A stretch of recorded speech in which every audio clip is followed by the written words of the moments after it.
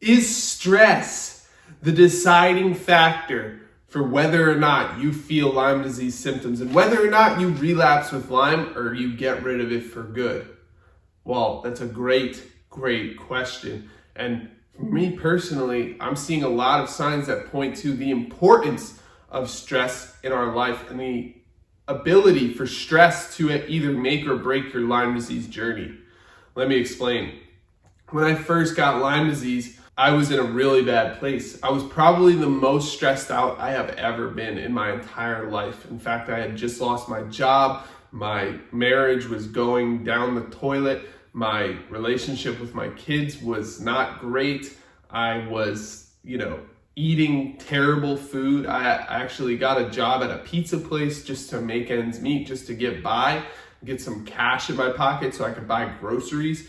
So I'm like delivering pizzas as a grown adult, which if you've ever done that, it's kind of humiliating. And not only that, but I had to move back in with my parents. So now think about this. I'm delivering pizzas to people who I went to high school with. So I'm showing up to their house where they maybe purchased a house and they're living a successful, happy life. And I show up delivering pizza, and they know I have kids. It's pretty well known that I have children. I'm here delivering pizza. I felt like a complete failure every single day. And the stress of all of this added up to insurmountable amounts. I was depressed. I had anxiety. I was constantly I couldn't sleep. I couldn't, do anything. And one of the ways that I coped with it was I started eating terribly wrong as well. I would eat, pizzas because I worked at a pizza place. They would be getting rid of pizzas at the end of the night, and I wouldn't tell anybody. I would eat the pizza in my car on the way home and keep it a secret. So I was closet eating, hiding my eating from other people. And I was eating Chinese food sometimes, if not pizza, because there was a Chinese place right next to the pizza place. And so all of this stuff added up, and my body was not doing well. So on top of all of this stress and all of this just turmoil, my body paid the price, and Lyme disease then came in and made things way worse. And that's when I started fainting in public, and that's when I started feeling like garbage every day and sleeping for 16-hour days.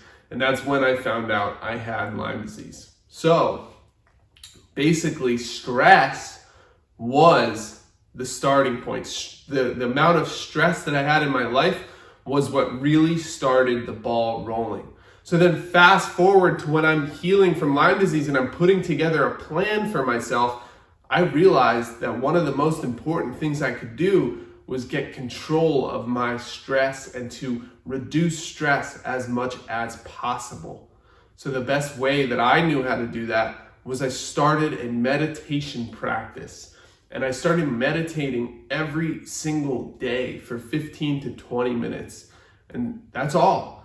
And I did this in the morning, usually after, waking up and having my morning tea. At the time, I was having mushroom tea that was very good and actually quite healing for Lyme disease. It had reishi mushroom and lion's mane.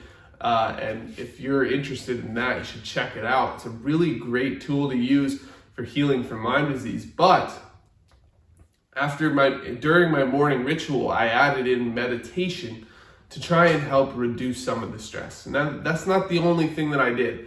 I also went for long walks. I slept whenever I felt tired, and I did everything in my power to reduce stress. I kind of ended some negative relationships in my life that were harming me.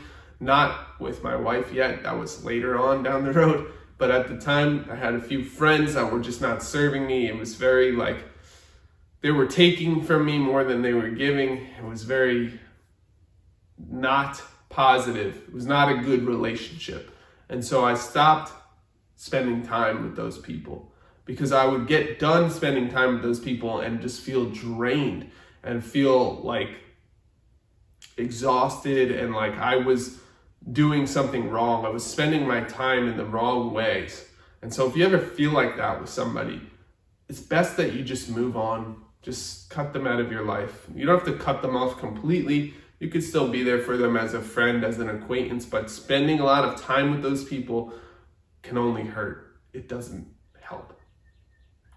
So I did that to try to reduce my stress as well. I started working on projects that I was passionate about that didn't necessarily make any money to fix the financial issues in my life, but it made me feel good.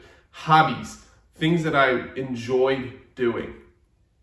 Started doing that because I believe that that can help tremendously. And it doesn't only reduce stress, but it also makes you feel good. It makes you feel like you have a reason for waking up every day.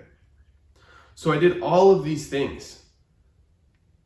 I talked about my problems openly with my wife at the time, who, bless her heart, she was there for me. She really showed up in my life when I had Lyme disease. She really helped me get through, and she helped me heal. I would meditate sometimes 2-3 times a day because to me, stress was the thing that started the whole cascade of events that led to my Lyme disease showing up in the first place. So if I could reduce my stress as much as humanly possible, I believe that my body could take over from there and fight back. So that was one of the key parts of my healing journey. It was not just an afterthought. Many times people think that meditation or that stress reduction is just like the afterthought, the thing that you throw on top, maybe. And they brush it off. They don't actually do it. They think of it as like a nice to have or a maybe one day type of thing. But it's key. It is vital. It might be the center of everything, depending on you, obviously, in your personal life. But for me, it certainly was the most important thing in my life. Because I believe that the stress is what caused the symptoms to show up in the first place. See, I was living perfectly fine. I had Lyme disease for many, many years. The microbes were in my body because I got a tick bite back when I was a child. So it must have been there the whole time, but why didn't I have any symptoms? Why wasn't I suffering every day? It's because my body was strong enough to fight back. My immune system was strong enough to keep me feeling well, and the symptoms were not able to show because my body was able to live a symbiotic relationship with the bacteria. Now, when it popped up out of nowhere, it wasn't out of nowhere. It was when my body started sliding down a steep, dark hill, and then Lyme disease was able to kind of harm me more. My immune system was able to fight back less, or maybe it was overreacting, causing more inflammation. But that's when all of the problems started happening. It's when I started fainting, started sleeping all the time. I started, I had the flu-like symptoms for a little bit. I had, achy joints. I had a brain fog. I was just a shell of myself. I ended up in a really, really dark place that I did not enjoy at all. But it all started with the stress. So I'm begging you, please make stress reduction the cornerstone, a very important centerpiece of your journey. It's very, very important, and it actually helped me heal. And not only that, once I came out the other side, I was a different person. I was able to control my emotions in a better way. I was able to feel better more often. I was able to take control of my breathing.